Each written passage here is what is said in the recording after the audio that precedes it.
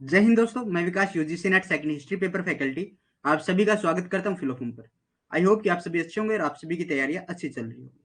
तो जुड़ जाइए एक बार, फिर क्लास को स्टार्ट करेंगे। रेखा, गुड इवनिंग बहन, शुभ संध्या आप सभी को। जुड़ जाइए एक बार, उसके बाद क्लास को शुरू करेंगे।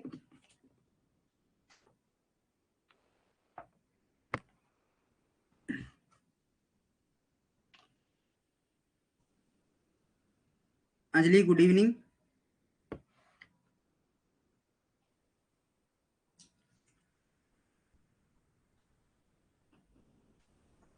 जिस भी बच्चे ने अभी तक हमारे टेलीग्राम ग्रुप को ज्वाइन नहीं किया उसको ज्वाइन कर लो, व्हाट्सएप ग्रुप को ज्वाइन कर लो, ताकि यूजीसी नेट के रिगार्डिंग अगर कोई न्यू अपडेट आती है तो आपको मिलती रहे। हमारे इंस्टाग्राम पेज को फॉलो कर सकते हो, यहाँ पर शॉर्ट वीडियो डलती है जो आपके लिए point two point knowledge fact रखती है। परमदीप, गुड इवनिंग बहन। फिलोफॉर्म पर पेपर फर्स्ट और पेपर सेकंड दोनों की क्लासेस स्टार्ट हो चुकी है। पेपर फर्स्ट की अगर आप परचेज करते हैं तो 1,999 आपको पे करना रहता है। अगर आप ओनली पेपर सेकंड लेते हैं तब भी आपको 1,999 पे करना होता है। अगर आप कॉम्बो लेते हैं तो 2,999 आपको पे करना होता है। आप कूपन कोड यूज कीजिए VIK10, तो आपको 10% ऑफ मिलेगा फिलोफॉर्म के हर बैच पर। चंपा, हेलो बहन, आप सभी को शुभ संध्या। तो क्लासेस के आपको नोट्स मिलते हैं, लाइव क्लासेस आपकी रहती है, डाउट सेशन आपका रहता है। अगर कोई डाउट आता है तो उसके अंदर भी सेशन लिया जाता है। ठीक है, अदरवाइज डाउट होता ही नहीं हिस्ट्री की क्लास के अंदर, तो लगभग क्लास के साथ ही साथ डाउट क्लियर कर दिया जाता है। आज हमारा जो टॉपिक स्टार्ट होगा वो 19वीं और 20वीं सदी में आए हुए धार्मिक और व सामाजिक आंदोलन होगा। क्या है? धार्मिक व सामाजिक आंदोलन आज हमारा टॉपिक होगा। तो जुड़ जाइए एक बार।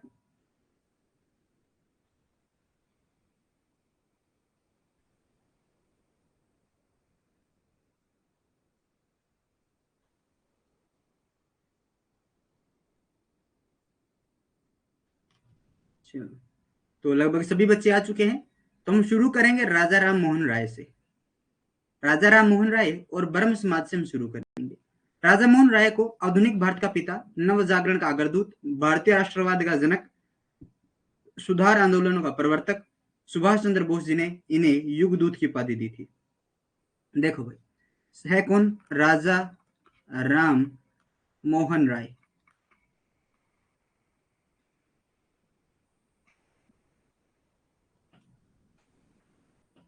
जन्म 22 मई 1772 को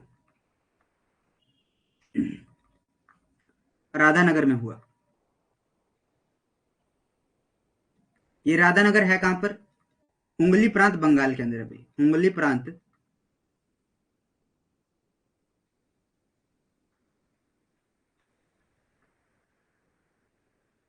बंगाल में इनका जन्म हुआ। बिल्कुल, ब्रह्म समाज की स्थापना की थी। स्टार्टिंग में ब्रह्म समाज को ब्रह्म सभा कहा जाता था। जब 20 अगस्त 1828 को इसकी स्थापना की गई थी तभी से ब्रह्म सभा कहा जाता था। ठीक है, वो बातें भी करेंगे हम। तो थोड़ा सा इनकी फैमिली बैकग्राउंड के बारे में जान लेते हैं। जन्म हुआ 22 मई 1772 को। 1772 है भैया। ठीक है, 1772 के अंदर। पिता का नाम रमाकांत। इनके पिता जो थे वो रमाकांत थे। रमाकांत थे, जो बंगाल के नवाबों के यहाँ काम करते थे। जो बंगाल के नवाब, यहाँ बंगाल के नवाब के यहाँ कार्य करते थे। और वहीं पर, यानी कहां पर? बंगाल के नवाब के दरबार में ही राजा मोहन राय को राय राय की उपाधि दी थी। कौन सी? राय राय की उपाधि दी थी। मिनट, इसको साफ से रखते हैं। राय राय की उपाधि इसको दी थी क्योंकि इसके पिता की मृत्यु के बाद ये बंगाल के नवाब के दरबार में कार्य करेगा, तब इसे राय राया की उपाधि से दी थी। शिक्षा की अगर मैं बात करूं तो शिक्षा इन्होंने पटना वाराणसी से शिक्षा ग्रहण की थी। पटना व वाराणसी से शिक्षा इन्होंने ग्रहण की थी।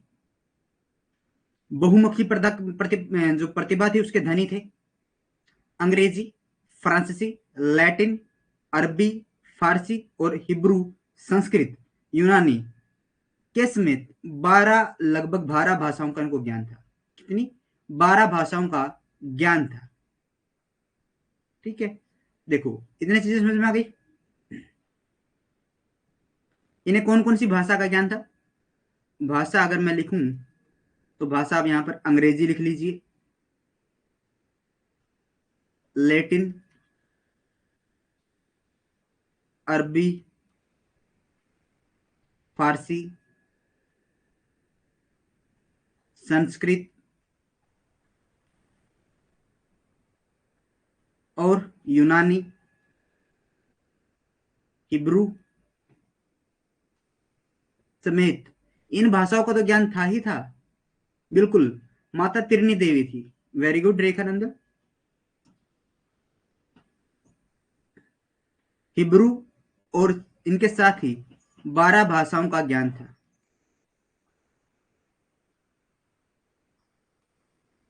कितनी? 12 भाषाओं का इनको ज्ञान था। 16 वर्ष की आयु में इनकी जो आस्था है वो मूर्ति पूजा से हट जाती है और इन्होंने 1809 में फारसी भाषा में ही, कब? 1809 में किस भाषा में? फारसी भाषा में।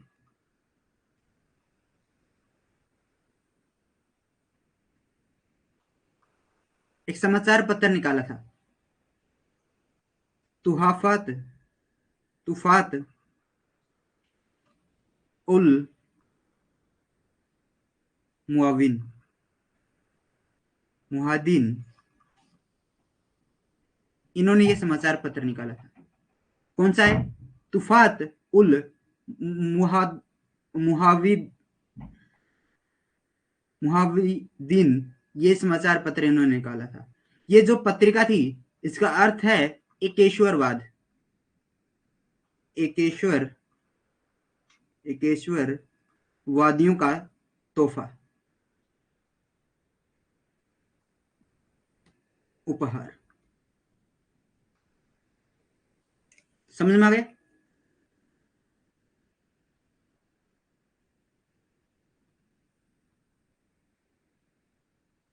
और इन्होंने इसमें मूर्ति पूजा का खंडन किया है, मूर्ति पूजा का विरोध इन्होंने किया है इसमें।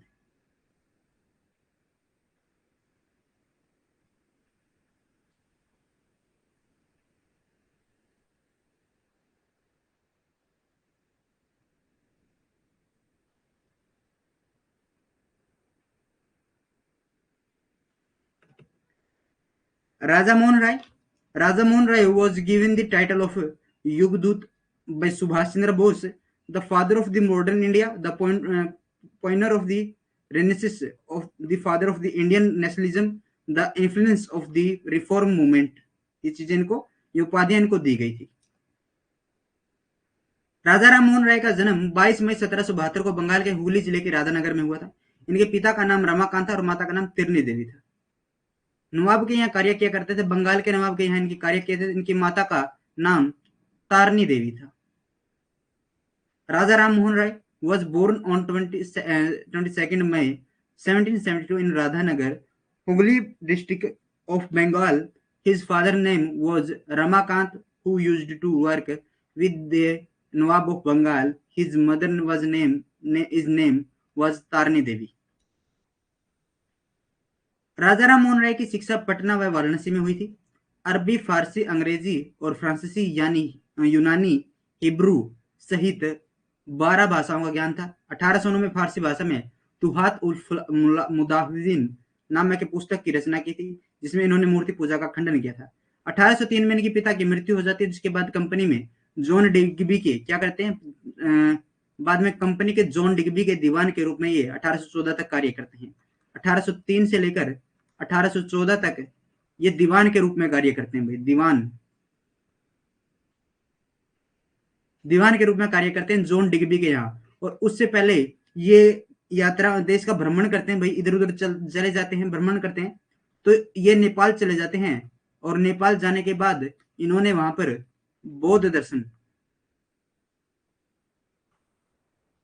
बौद्ध दर्शन का ज्ञान प्राप्त किया था। क्या प्राप्त किया था? ज्ञान इन्होंने प्राप्त किया था। अब 1814 में ही आत्मीय सभा की गठन करेंगे। Raja Ram Mohan Roy was educated in Patna and Varanasi. He had knowledge of 18 languages, including Arabic, Farsi, English, French, Greek, Hebrew, Latin, in which he denounced idol worship. His father died in 1803, and after that, John Digby served as Diwan in the company till 1814. 1803 से लेकर 1814 तक ये दीवान के अंदर या company के John Digby के अंदर क्या रहे थे? एक दीवान के पद पर इन्होंने कार्य किया था। राजा राम मोहन राय के द्वारा 1814 में आत्मीय सभा का गठन किया गया था और इसके आत्मीय सभा की स्थापना की, जिसमें द्वारकानाथ ठाकुर भी शामिल थे। कौन थे? द्वारकानाथ, द्वारिका नाथ ठाकुर भी शामिल थे। ठाकुर इनके साथ शामिल थे। 1816 में इन्होंने वेदांत सोसाइटी की स्थापना की थी और 1820 में इन्होंने बाइबल के आधार पर एक पुस्तक की रचना की थी। इसने बाइबल के आधार पर एक पुस्तक की रचना की थी, प्रिंस्टेप ऑफ जीसस। कौन सी वो पुस्तक? बाइबल के आधार पर जो है प्रिंस्टेप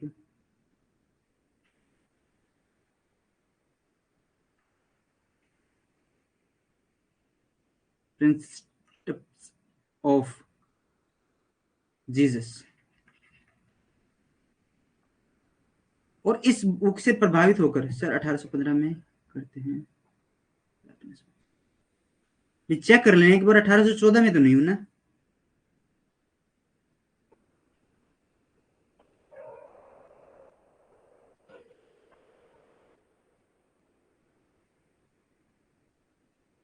देख लेना रेखा, क्योंकि इसके अंदर मुझे भी डाउट है। जो दो सोर्स के अंदर मैंने ये डेट मिली थी और एक सोर्स के अंदर 1815 थी, तो इसलिए मैंने 1815 को नहीं लिया था। क्योंकि दो सोर्स, मान लीजिए एक सोर्स गलती कर सकता है टाइपिंग के अंदर, तो दूसरा सोर्स भी नहीं कर सकता ऐसी गलती। या फिर ऐसा हो सकता है जिसने इस सोर्स को बनाया है उसने भी वही नोवेल्स पढ़े हो, वही आर्टिकल्स उसने रीड किए हैं जो इस सोर्स को बनाने वाले ने किया।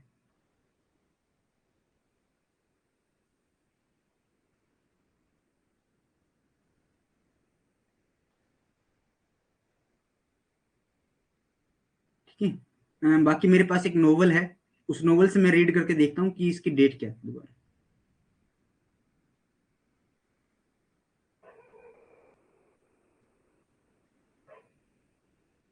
ठीक है, तो आप मुझे एक बार याद करवा देना कल मॉर्निंग की क्लास में, अगर मेरे माइंड से स्लिप हो जाए तब भी, ताकि मैं उसको चेक कर लूँ एक बार। क्योंकि मुझे सुबह लाइब्रेरी में जब जाऊंगा तो वहां पर एक नोवेल है, उस नोवेल से पढ़कर मैं चेक करता हूँ कि इसकी डेट क्या रही होगी।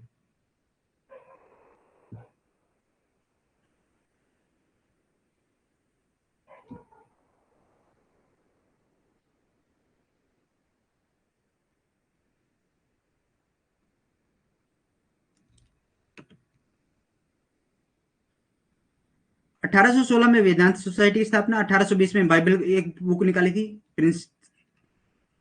प्रिंसेप्स ऑफ जीसस।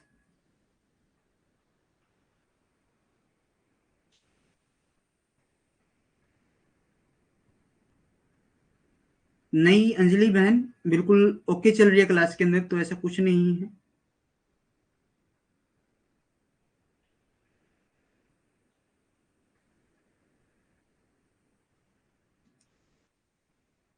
ठीक है, तो अब क्या हुआ, इन्होंने लिखी, तो ईसाई जो इनके मित्र थे, ईसाई जो इनके मित्र थे, उन ये क्या चाहते थे? ईसाई बनाना चाहते थे। बहुत सारे प्रयत्न किए और इस पुस्तक का प्रकाशन 2823 में किया गया था। 1823 में इस पुस्तक का प्रकाशन जॉन डिग्बी के प्रयासों से किया गया था। जॉन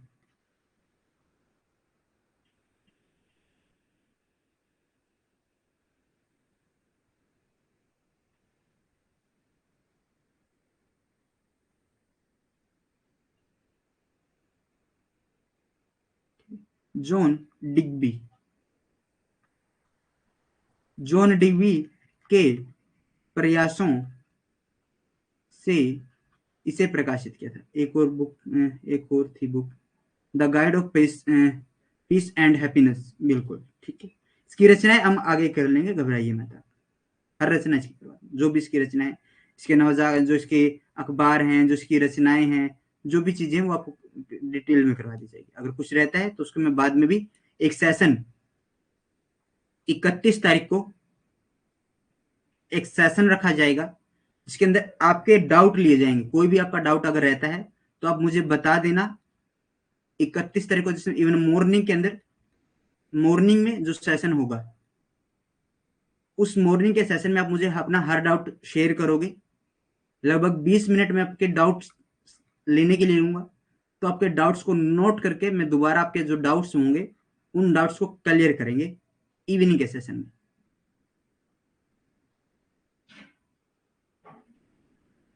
ठीक है, तो 1823 में इसका प्रकाशन जॉन डिग्बी के प्रयासों से लंदन में हुआ था। कहां पर हुआ था? लंदन में हुआ था। लंदन में हुआ। 1821 में इन्होंने कलकत्ता 1823 में इसके प्रयासों से द्वारा, तो 1821 में इन्होंने कलकत्ता यूनिटेरियन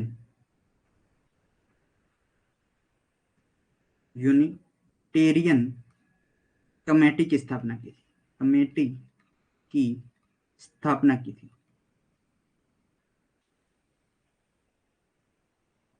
भाई राजा राम मोहन राय से क्वेश्चन आते हैं तो इसका थोड़ा सा अच्छे से पढ़ना, इसको अच्छे से इसको रिवीजन करना। हर बार एक क्वेश्चन बनता है।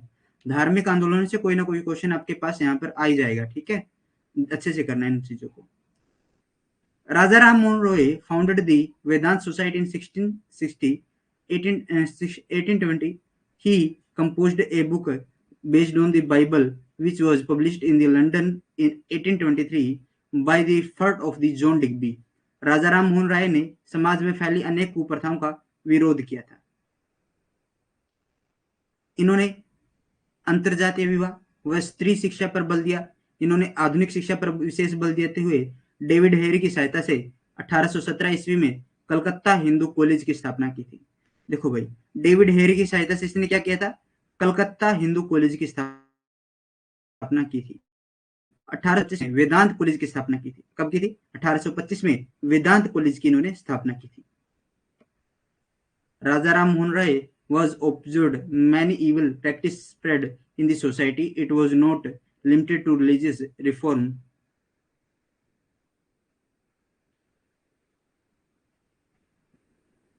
बिल्कुल, सती प्रथा भी इन्होंने बंद की थी।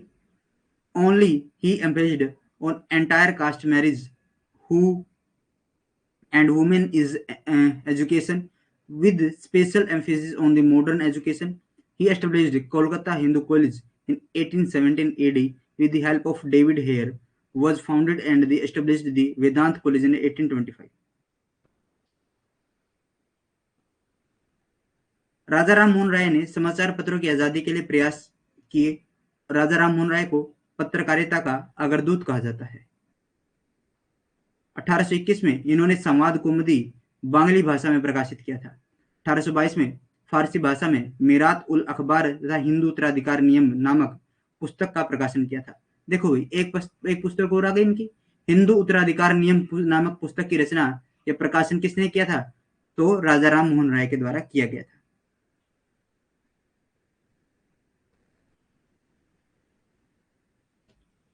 Raja Ram Mohan Roy also made effort for the freedom of newspaper. Raja Ram Mohan Roy is called the forerunner of the journalism. In 1821, he published Samvad Kumudi in a Bengali language, published a book called, book को क्या कहा जाता है? Book को कहा जाता है उत्तराधिकार नियम। सॉरी, राजा राम मोहन राय के प्रयासों के द्वारा विलियम बेंटिक को 1829 ईस्वी में सती प्रथा विरोधी कानून की सहायता बनाने में सहायता मिली थी। हुआ क्या? सती प्रथा इन्होंने बंद की थी। घोर विरोध सती प्रथा का अगर आपसे पूछे कि सती प्रथा का विरोध इन्होंने किस समाचार पत्र में किया था अपने, तो इन्होंने विरोध किया था संवाद कौमुदी में, किसमें? संवाद कौमुदी में के माध्यम से सती प्रथा का विरोध किया था। 1811 में इनके बड़े भाई जगमोहन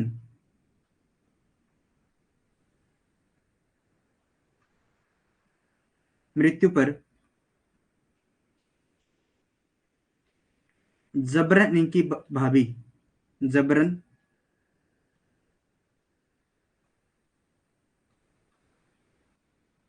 इनकी भाभी, क्या नाम था?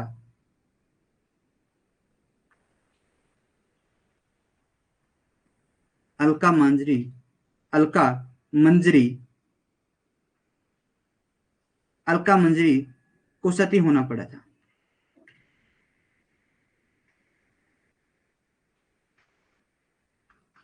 सती होना पड़ा था। तो इन्होंने भारतीय समाज में क्या हुआ, इसका विरोध किया, इस प्रथा का विरोध किया और समाज व्यापी आंदोलन इन्होंने शुरू किए थे। और विलियम बेंटिक ने 1829 में ईस्वी में सती प्रथा विरोधी कानून बनाने में इनकी सहायता की थी। स्टार्टिंग में ये जो प्रथा थी ये बंगाल के अंदर थी, बंगाल के अंदर ही प्रतिबंध लगा था, लेकिन बाद में व्यापक स्तर पर इस पर प्रतिबंध लगा दिया गया था। धार्मिक सामाजिक सुधार के अंदर अग्रणी होने के कारण राजा राम मोहन राय को स्वतंत्रता और राष्ट्रीयता का जोरदार समर्थक थे। क्या थे? स्वतंत्रता और राष्ट्रीयता के जोरदार समर्थक थे। इन्हें भारतीय राष्ट्रवाद का जनक कहा जाता है। भारतीय राष्ट्रवाद का जनक इन्हें कहा जाता है।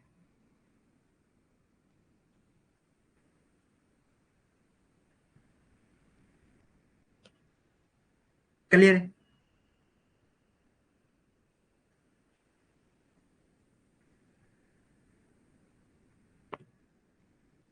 राजा राम मोहन राय ने 20 अगस्त 1828 को ब्रह्म समाज की स्थापना की थी।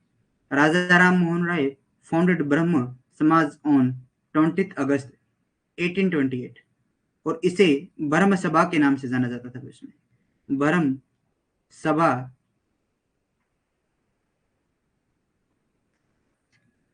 के नाम से इसे जाना जाता था।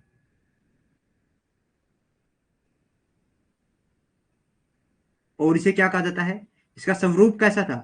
स्वरूप जो इसका था, स्वरूप इसका जो था वो अद्वैतवादी हिंदू संस्था थी। अद्वैतवादी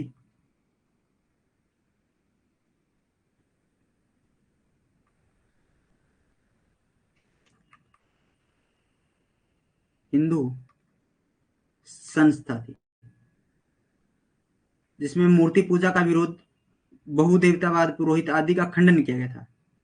ईश्वर की एकता पर बल दिया गया था। इन्हें आत्मा की अमरता पर पूर्ण विश्वास था।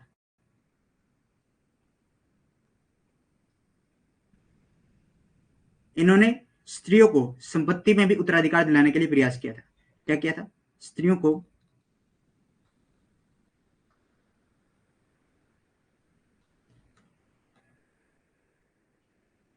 संपत्ति में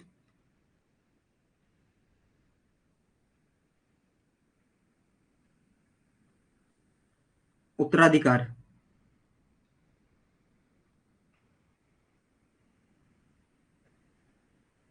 दिलाने का प्रयास किया था।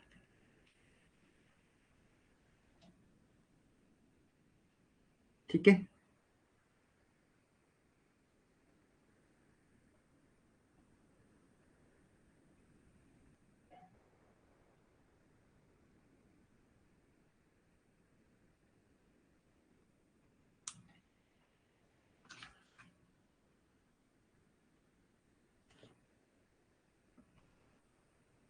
राजा राम मोहन राय को 1831 में अकबर द्वितीय ने राजा की उपाधि देकर प्रदान करके ब्रिटिश सम्राट विलियम चतुर्थ के दरबार में भेजा था। राजा राम मोहन राय प्रथम भारतीय थे जो समुद्र पार करके इंग्लैंड गए थे और भारतीय मुगल सम्राट अकबर द्वितीय के पक्ष में अंग्रेज सरकार के सामने उनका पक्ष रखा था। ठीक है? और ये जो 1831 की डेट है भाई एनसीईआरटी के अंदर है ये, ठीक है। ये दो जगह डेट है, एनसीईआरटी और भारत ज्ञान कोश, भारत ज्ञान कोश में ये डेट है, ठीक है। और ये विलियम फोर्थ के दरबार में गए थे भाई, क्या गए थे, विलियम फोर्थ के दरबार में गए थे। अब ये कहीं का राजा नहीं था, कहीं आप समझ रहे हो कि कोई रियासत इसके अंडर थी, नहीं, क्या था, सिर्फ नाम का राजा था। क्या था, नाम का राजा था। अब मान लो आप कहीं किसी से बाहर मिलने जाते हो, बाहर मिलने आप चले जाओ, और आपको जैसे एक तो आप अपना नाम लेकर जाओ, ठीक है। खासकर आप देखते होगे राजनेताओं को, ठीक है। एक तो वो सिंपल नाम अपना रखते हैं, कोई भी डैश डैश उनका नाम होगा, ठीक है। या फिर जब वो जाते हैं किसी किसी फंक्शन वगैरह में, जैसे किसी राजनीतिक पार्टीज के अंदर जाते हैं या किसी राजनेता के दूसरे राजनेता के पास जाते हैं,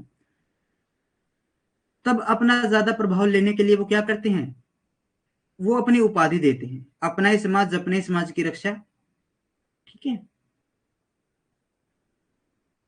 पता नहीं तो दूसरे समाज से इनको खतरा है या फिर इन्हीं को, इनके समाज को इनसे खतरा है। डैश सुरक्षा पार्टी, समझ रहे हो, डैश सुरक्षा पार्टी, इसमें कोई भी आ सकता है। उन्होंने अपने समाज के अंदर अपनी सुरक्षा पार्टी बनाई, चिंटू भैया उपाध्यक्ष, मिंटू भैया अध्यक्ष, लल्लन भैया सचिव, और ये सेक्रेटरी, ये फला, अपनी पार्टी, अपने अध्यक्ष, अपने पद।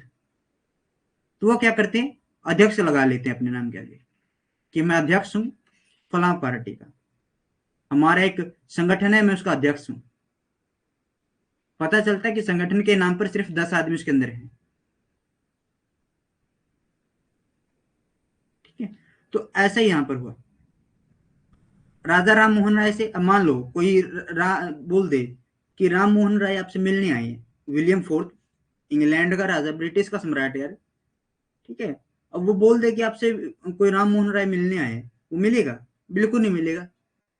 कहेगा कि दरबार में साइड में बैठाओ, इसको बाद में बात करेंगे इनसे।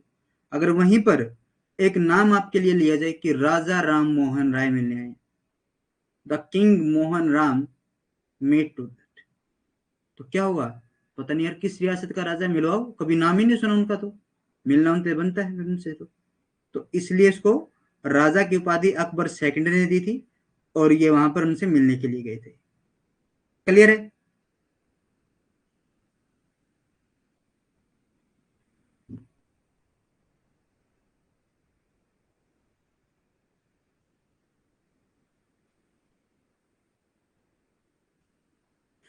कमेंट कीजिए एक बार।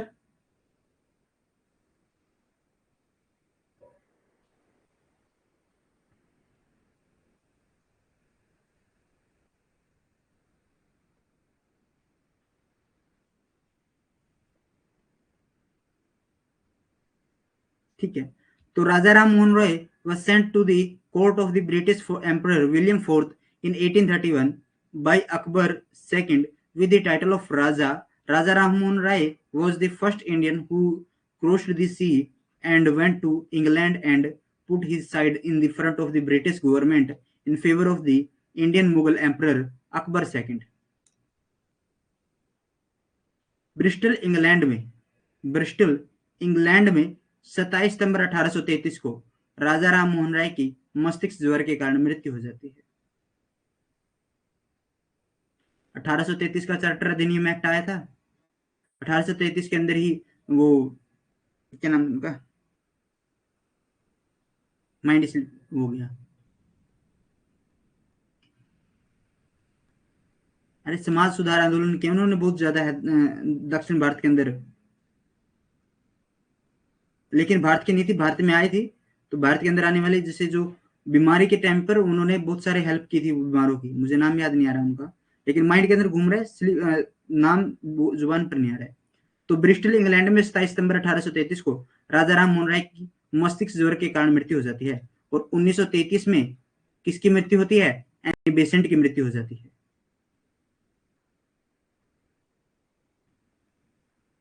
मस्तिष्क ज्वर के कारण, बुखार है जो दिमाग के बुखार के कारण इसकी मृत्यु हो जाती है।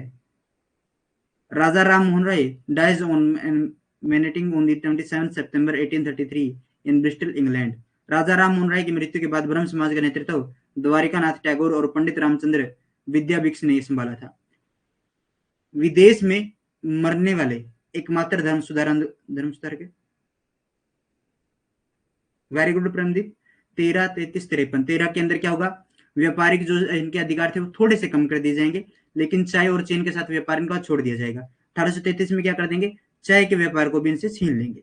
1853 के अंदर और ज्यादा इनके ऊपर स्ट्रिक्स लगा देंगे और दूसरे लोगों को भी व्यापार करने के लिए भारत में भेज देंगे। लेकिन हालांकि उसके पास क्या होगा, एक लाइसेंस होना जरूरी था उनके पास, ये शर्त उन्होंने रखी थी। 1858 को चार्टर अधिनियम एक्ट आएगा, उसमें क्या कह देंगे, जो वायसराय है, जो गवर्नर जनरल है, उसे अपना नाम बदलवा लेगा, क्योंकि 1857 की क्रांति में उसकी बहुत सारी बेइज्जती होती है, तो उस बेइज्जती को छुपाने के लिए उसने नाम ही बदल दिया। कि उसने कौन सा नाम रखवा लिया, अपना वायसराय, उसने अपना नाम रखवा लिया था। तो उसने सचिव का भी एक बोला कि मैंने आपको फोन किया था 1857 की क्रांति के दौरान, जब मुझे भारतीय पीट रहे थे, तो आपने मेरा फोन नहीं उठाया। मुझे नहीं पता, एक आदमी ऐसा रखो जो अपनी बात करवा सके। तो बोले कोई बात ना, इसने अपने रख लेंगे एक आदमी, इसने नाम दे देंगे भारत सचिव। क्या नाम दे दिया, भारत सचिव, उसको नाम दे दिया था। तो भारत सचिव का पद किस में आया था, 1858 के अंदर, इंग्लैंड के अंदर। ठीक है। After the death of the Raja Ram Mohan Roy, the leadership of Brahmo Samaj was taken over by the Dwarkanath Tagore and Pandit Ramchandra Vidyabagish. अब आ जाता है वेद समाज तथा प्रार्थना समाज। कमेंट करके मुझे बताइए, ब्रह्म समाज के अंदर किसी को कोई डाउट, उसके नेतृत्व के अंदर जो हमने राजा राम मोहन राय पढ़ा, किसी के अंदर उसको किसी को कोई डाउट?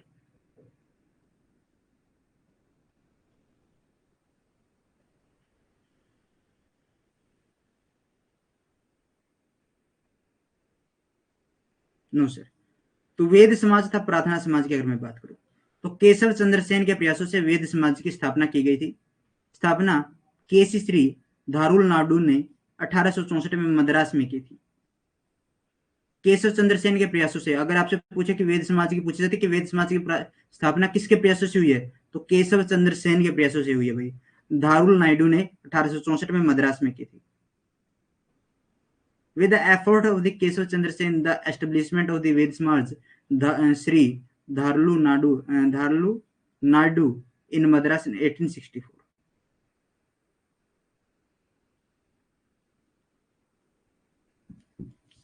इसके प्रमुख सदस्य कौन कौन थे? प्रमुख सदस्य वी राजगोपाल,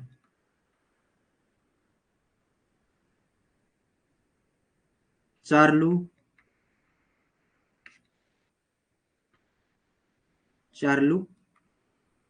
पी सुब्रियल शेट्टी और विश्वनाथ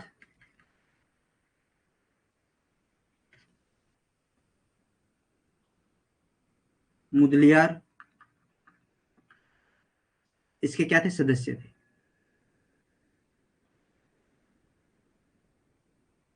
श्री नायडू ने वेद समाज को दक्षिण भारत का ब्रह्म समाज कहा है।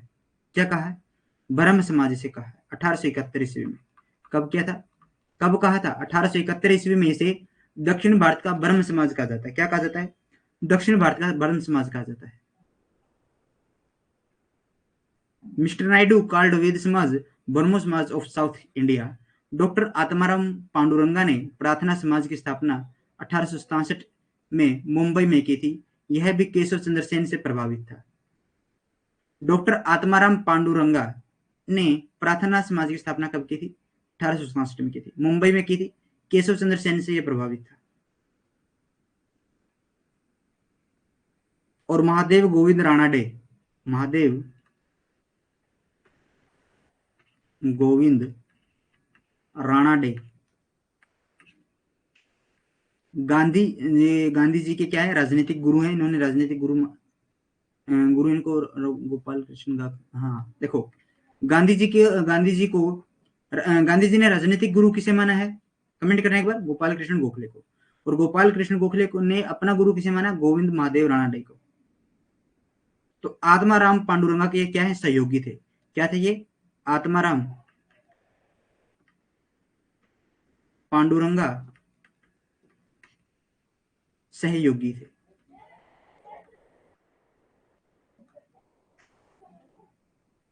क्या थे ये? आत्माराम पांडुरंगा के सहयोगी थे। बिल्कुल, गोपाल कृष्ण गोखले को माना है। और गोपाल कृष्ण गोखले के गुरु कौन है? महादेव गोविंद रानडे।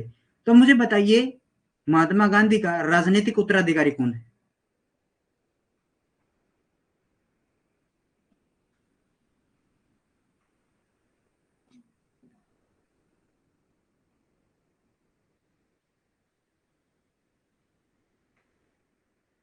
उत्तराधिकारी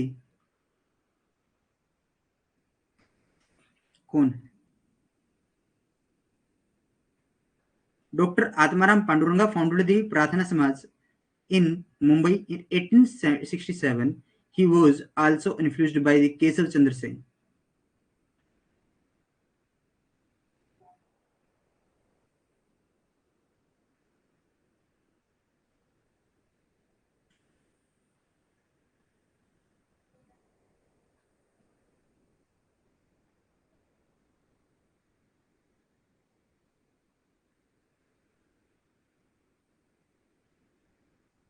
नहीं पता? सर्च करके लेकर आओगे कल, ठीक है? और शाम को मैंने सुबह भी कुछ क्वेश्चन दिए थे ना, चलो उसका तो मैंने बता ही दिया था उसके साथ, बंगाली भाषा के अंदर, बंगाली भाषा के अंदर।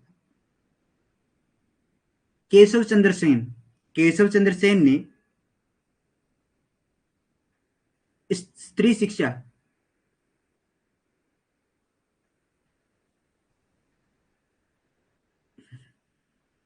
ठीक है, कोई बात नहीं,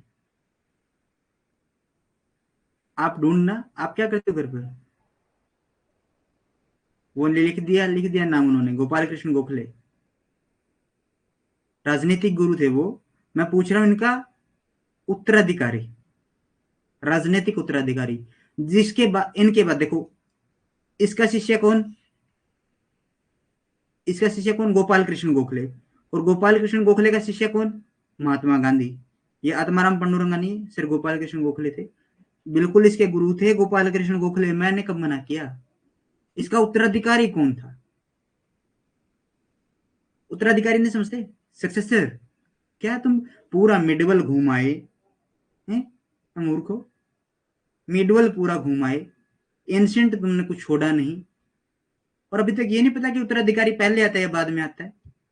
क्या तुम, क्या तुम बस जब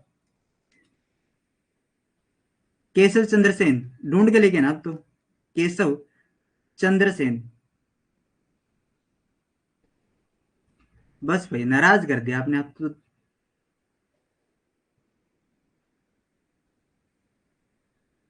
हाँ ठीक है अंजलि, मालूम मालूम है ना। बस बस बस, अब तो ना पूरे के पूरे, एक तो ये गांधी परिवार का नाम लिख देंगे पूरा का पूरा, फिर वहां पर सरदार वल्लभ भाई पटेल भी थे, ठीक है, फिर अच्छा खासा काम करने वाले रविंद्रनाथ टैगोर भी थे वहां पर, थे उनके साथ थे, राजनीति से नहीं जुड़े। और राजनीति के अंदर सुभाष चंद्र बोस भी थे, डॉक्टर राजेंद्र प्रसाद भी थे, जिन्हें आजाद शत्रु कहा जाता है, आजाद भारत का वो कहा जाता है, क्योंकि वो एन एस जीवा रेड्डी निर्विरोध चुने गए थे, एन एस जीवा रेड्डी। ठीक है, छोड़ो भाई, अब तो पूरा का पूरा गांधी परिवार आ जाएगा, छोड़ो इसको, ढूंढ के लेगा ना बस कल इसको, इस मैटर को यहीं पे बंद करो, ज्यादा हताश मत करो मुझे।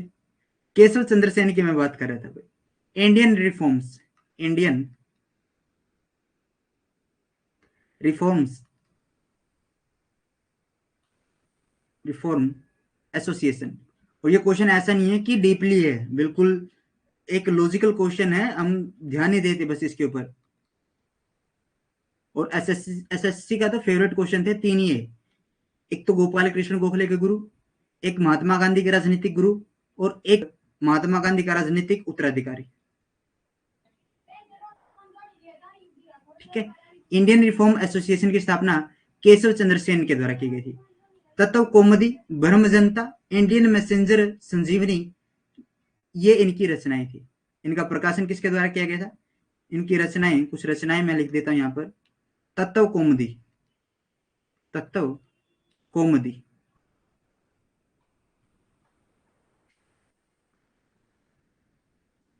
ब्रह्म जनता, ब्रह्म Janmat, Brahma Janmat, Indian Messenger, Indian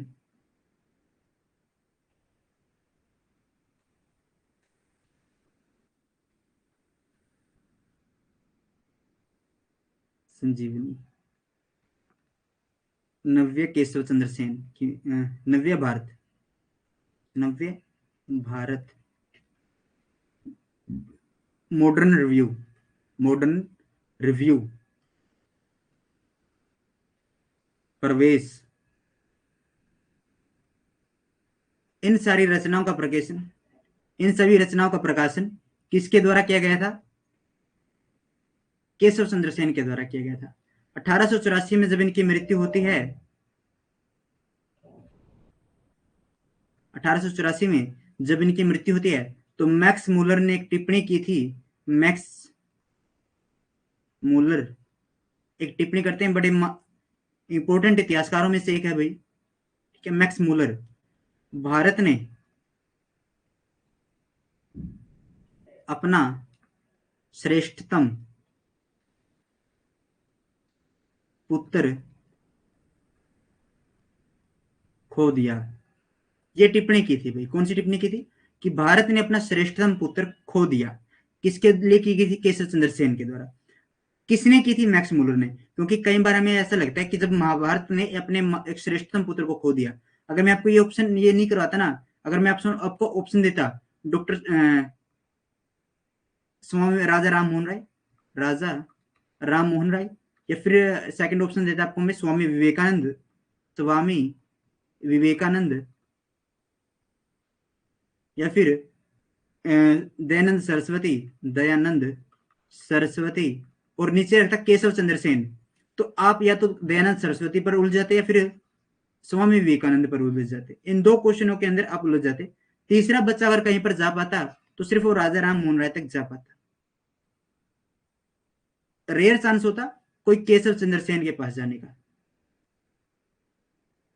क्योंकि अब तक हम, आज तक हम क्या पढ़ रहे हैं कि जो धार्मिक सुधार आंदोलन का प्रवर्तक हम किसको पढ़ रहे हैं? राजा राम मोहन राय को।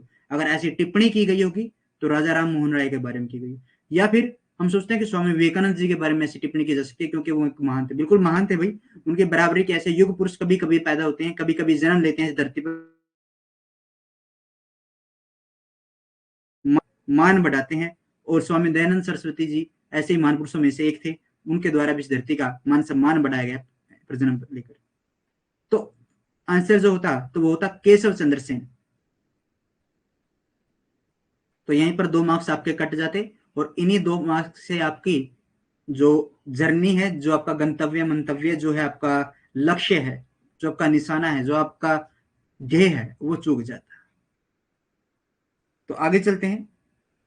1871 में महादेव गोविंद रानाडे ने सार्वजनिक समाज की स्थापना की थी। इन्हें महाराष्ट्र का सुकरात कहा जाता है। क्या कहा जाता है? महाराष्ट्र का सुकरात इनके कहा जाता है।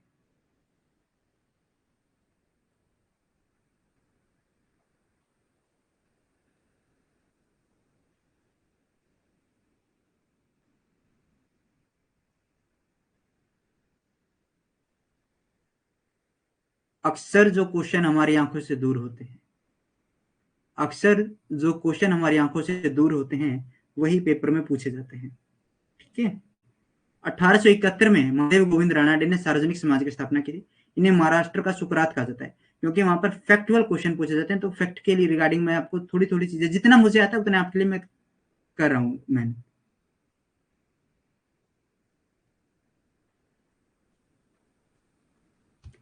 In 1871, Mahadev Govind Ranade founded the Sarojnik Samaj.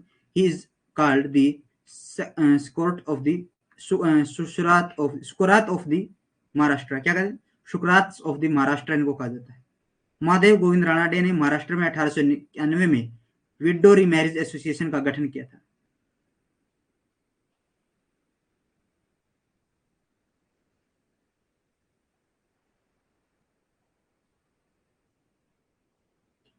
कोई बात नहीं, कुछ न रखो अभी आप। वहीं से क्वेश्चन निकलेगा जहां पर आप जा रहे हो अंजलि, वहीं पर है उत्तर इसका।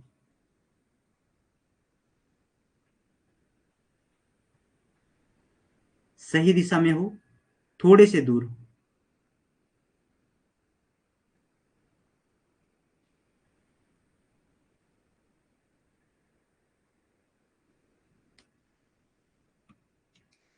Mahadev Govind Ranade formed the Widow Remarriage Association in Maharashtra 1891। Rana day ने एक आस्तिक की धर्म में आस्था नामक एक पुस्तक की रचना की थी। राणा डे की जो रचना है, एक आस्तिक की धर्म में आस्था नामक एक पुस्तक की रचना की थी। राणा डे, गोविंद राणा डे की बात करें भैया, ठीक है। Wrote a book title the faith of the believer in the religion. बता देंगे, चिंता मत कीजिए, ठीक है, बता देंगे। राणा डे की मृत्यु 1901 में हुई थी। Ranade died in 1901 AD.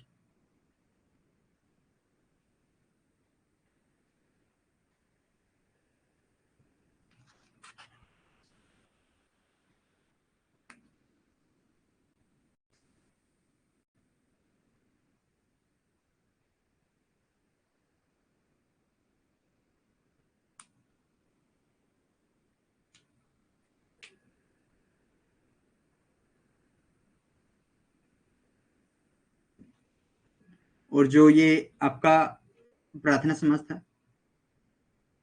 बिल्कुल।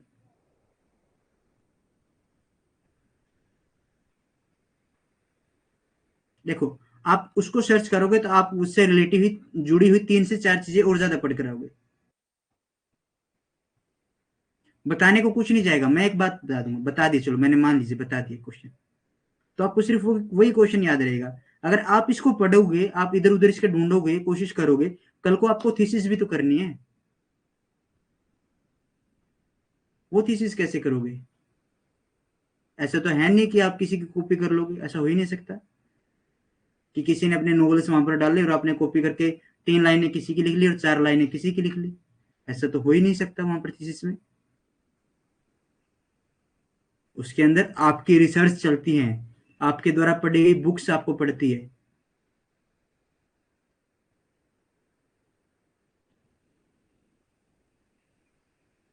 ठीक है, तो थोड़ा सा मैं ज्यादा प्रयास आपके साथ नहीं कर रहा, प्रयास थोड़ा प्रयास करके हम थोड़ा ज्यादा सीख जाएंगे।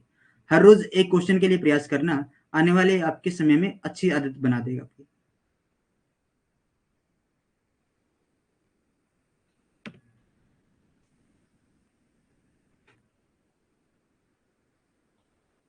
1916 में श्री कर्वे ने बंबई में प्रथम भारतीय महिला विश्वविद्यालय,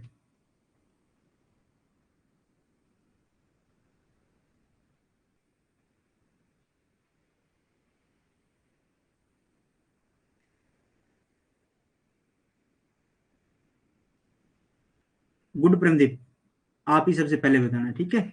और आपका बेटा कैसे है प्रमदीप? अब महिला विश्वविद्यालय की स्थापना श्री करवे ने की थी।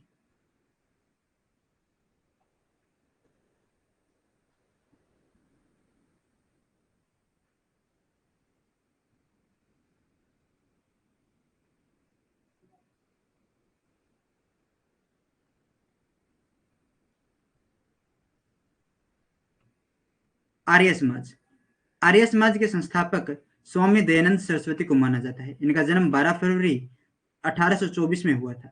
कहां पर हुआ था? गुजरात में हुआ था। एक ब्राह्मण परिवार के यहाँ पर हुए थे। और 1924 के अंदर क्या हुआ था भाई? एक अधिवेशन हुआ था कांग्रेस का। कहां पर हुआ था मुझे बताना जरा।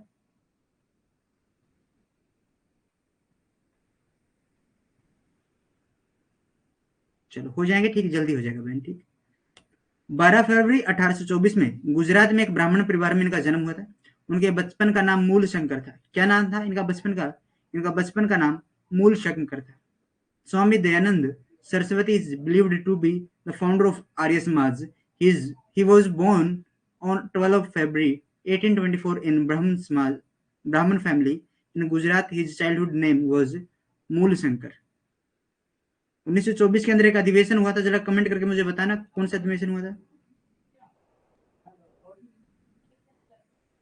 दयानंद सरस्वती ने 1845 में अपना घर छोड़ दिया था और 1848 में इनकी मुलाकात दंडी स्वामी पूर्णानंद से हुई थी।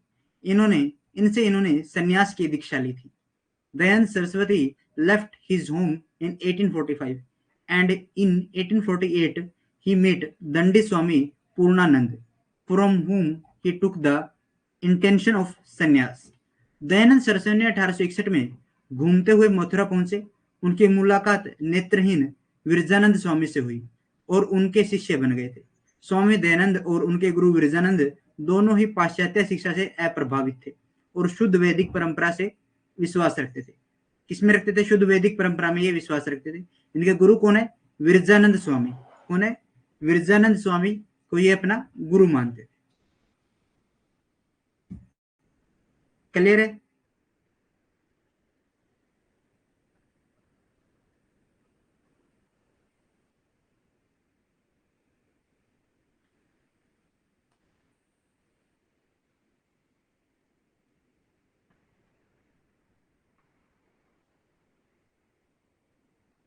कमेंट कीजिए एक बार, क्लियर है चीजें?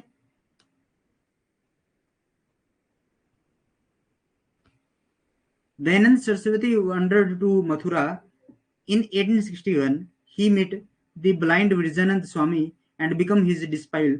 Both Swami Dayanand and his Guru Virjanand were unimpressed by the Western education and believed in the Puran, जो प्योर वैदिक ट्रेडिशन के अंदर ये बिलीव करते थे। दयानंद सरस्वती ने पुनः वेदों की ओर लौटो का एक नारा दिया था। वेदों को भारत का आधार स्तंभ मानते थे। 1867 ईस्वी में हिंदू धर्म के प्रचार के लिए हरिद्वार में पाखंड खंडनी पताका फहराई थी। 10 अप्रैल 1875 में बम्बई में इन्होंने एक आर्य समाज की स्थापना की थी। Dayanand Saraswati had given the slogan "Return to the Vedas." He considered the Vedas to be the pillars of India.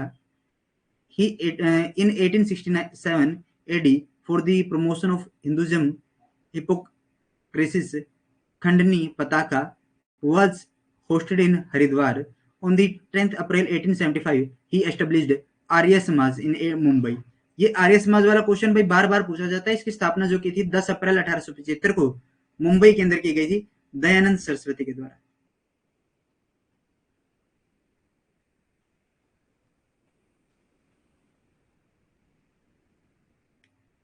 Arya Samaj का मुख्यालय 1877 में बंबई से स्थानांतरित कर लाहौर में बनाया गया था। कहां पर? 1877 में मुंबई से स्थानांतरित करके लाहौर में इनका बना दिया गया था। The headquarter of the Arya Samaj was shifted from the Bombay in 1877 to Lahore. बिल्कुल बेलग्राम में हुआ था। ठीक है, बेलगांव जिसको बोल देते हैं, बेलगांव भी इसको बोल देते हैं, बेलग्राम। 1924 का अधिवेशन। 1872 में कलकत्ता में इनकी मुलाकात ब्रह्म समाज के नेता केशव चंद्र सेन से हुई थी और उनके सुझाव पर संस्कृत के बजाय इन्होंने हिंदी में सत्यार्थ प्रकाश और हिंदी में संकलन किया था। हिंदी में संकलन किया इन्होंने, हिंदी में सत्यार्थ प्रकाश निकाला था।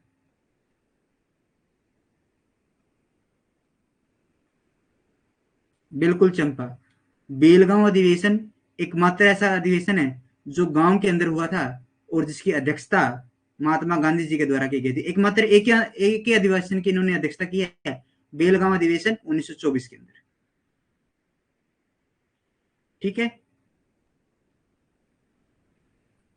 हिंदी में इनको संकलन करने की किसने सुझाव दिया था? केशव चंद्र सेन ने दिया था। सत्यार्थ प्रकाश इन्होंने हिंदी भाषा के अंदर। इन Kolkata in 1872 he met the leader of the Brahmo Samaj Keshav Chandra Sen and on his suggestion instead of Sanskrit he compiled Satyarth Prakash in Hindi. Swami Dayanand Saraswati की मृत्यु 30 अक्टूबर को अजमेर में हुई थी। स्वामी दयानंद सरस्वती डाइड ऑन 30 अक्टूबर 1833 इन अजमेर।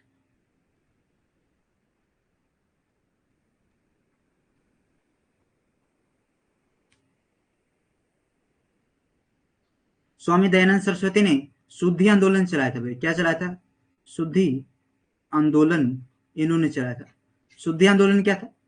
जिसके अंतर्गत जो हिंदू धर्म का परित्याग करके, यानी जो हिंदू धर्म छोड़कर अन्य धर्मों में चले गए हैं, तो उनको वापस हिंदू धर्म में लेकर आना के लिए जो मार्ग इन्होंने खोल दिए थे। 1882 में गायों की रक्षा के लिए गोरक्षणी संहिता बनाई थी। 1882 में गायों की रक्षा के लिए, गोरक्षा के लिए, गायों की रक्षा के लिए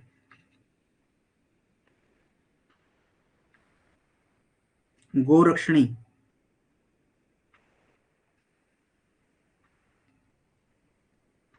समिति इन्होंने बनाई थी।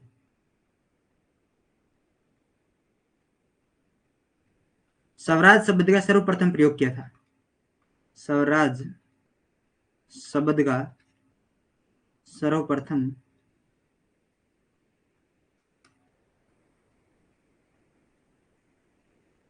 हाँ, शुद्धि आंदोलन,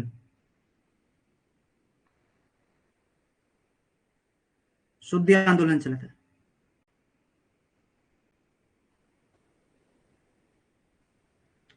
वही होता है चंपा बहन, आप अपने माइंड के ऊपर ज्यादा बर्डन मत लो, स्ट्रेस की नहीं लेना है अपने माइंड के ऊपर, ठीक है? बर्डन नहीं लेना है। चीजें आपको याद आ जाएंगी जब आप एग्जाम हॉल के अंदर बैठेंगे, जब आपके सामने स्क्रीन के ऊपर क्वेश्चन आएगा और जब आपके सामने उसके ऑप्शन रखे जाएंगे तो आप करेक्ट उसके अंदर पुट करोगे, मुझे इतना विश्वास है।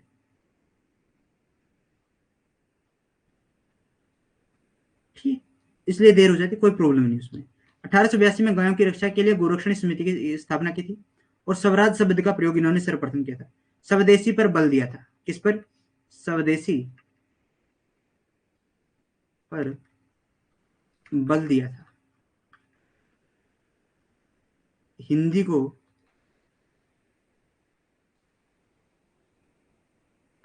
राष्ट्रभाषा का दर्जा इन्होंने दिया था।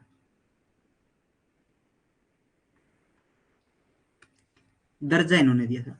और 30 अक्टूबर 1833 को दिवाली के दिन, कौन सा दिन था भाई? दिवाली के दिन, दिवाली थी उस दिन, अक्टूबर 1883 को अजमेर में मृत्यु हो जाती।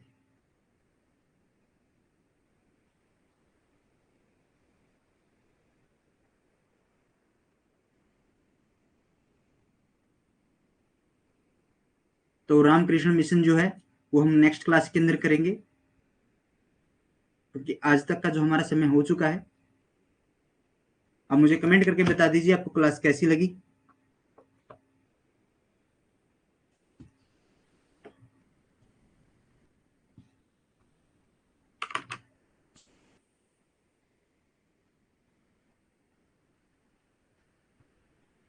कमेंट कीजिए एक बार क्लास कैसी लगी, उसके बाद क्लास को ऑफ करेंगे।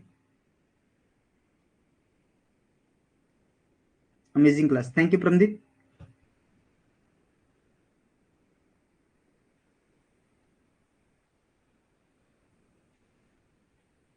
Thank you Rekha, nice and amazing class. Thank you Champa बहन, आप सभी का धन्यवाद यहाँ तक जुड़े रहने के लिए।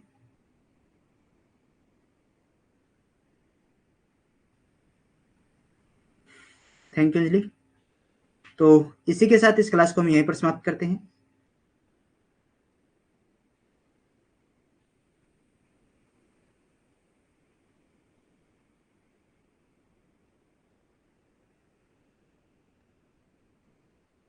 देखो, आज 19 अक्टूबर हो चुकी है, ठीक है? कितना समय बचा है? 10 दिन और नहीं बचे। 10 दिन वेट कर लो, जहां तक इतने समय तक वेट कर लिया, 10 दिन वेट कर लो। 10 दिन के बाद आपकी रेगुलर क्लासेस शुरू हो जाएगी, जो आपकी प्रैक्टिस क्लासेस हैं शुरू हो जाएंगी। उसके अंदर आपको टॉपिक भी दिया जाएगा और सारी चीजें दी जाएंगी, क्योंकि मैं टॉपिक वाइज क्लासेस लेकर चलूंगा, ठीक है? टॉपिक एंशिएंट से स्टार्ट करूंगा और जैसे आज मॉडर्न पर है तो उसी प्रकार मॉडर्न पर खत्म करूंगा। और मॉडर्न के अंदर भी जो 10th यूनिट मुझे करवानी है, 10th यूनिट में एमसीक्यू के अंदर करवाऊंगा। अगर मैं उसके अंदर आपको थ्योरी करवाऊंगा तो थ्योरी आपको समझ नहीं आएगी। तो 10th जो यूनिट है वो हम करेंगे एमसीक्यू के प्रैक्टिस, एमसीक्यू की प्रैक्टिस करेंगे। एमसीक्यू की प्रैक्टिस के साथ जो इंपॉर्टेंट पर्सन होंगे, पीवीआईक्यू भी इसके अंदर रख लूंगा मैं। पीवाईक्यू मैं रखूँ 2016 से लेकर 2023 तक जितने भी एमसीक्यू जो पीवाईक्यू रहे हैं 18th जो 10th यूनिट है उसके क्वेश्चन, और जो पीवाईक्यू इससे बनते हैं और ज्यादा इंपॉर्टेंट से जो वो क्वेश्चन में इसके साथ रखेंगे। ठीक है, तो 10th यूनिट हम करेंगे एमसीक्यू के अंदर, क्योंकि वो थ्योरी आपको समझ आनी बड़ी मुश्किल हो जाएगी, क्योंकि बुक्स के नाम आएंगे, फिर कुछ परिभाषाएं आएंगी, किस गवर्नर जनरल ने क्या कहा है, कौन सी इतिहासकार ने कौन सी इतिहास के लिए कौन सी परिभाषा प्रयोग की है, वो चीजें आ जाएंगी। हालांकि हम बीच में पढ़ चुके हैं, लेकिन फिर भी उन्हें एक जगह हम इकट्ठा करके पढ़ेंगे।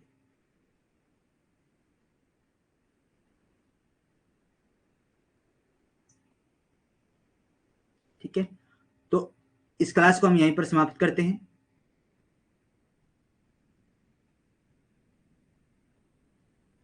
इस क्लास को हम यहीं पर समाप्त करते हैं और फिर मिलेंगे एक नए अध्याय के साथ, कुछ नए तथ्यों के साथ। तब तक के लिए जय हिंद, जय भारत।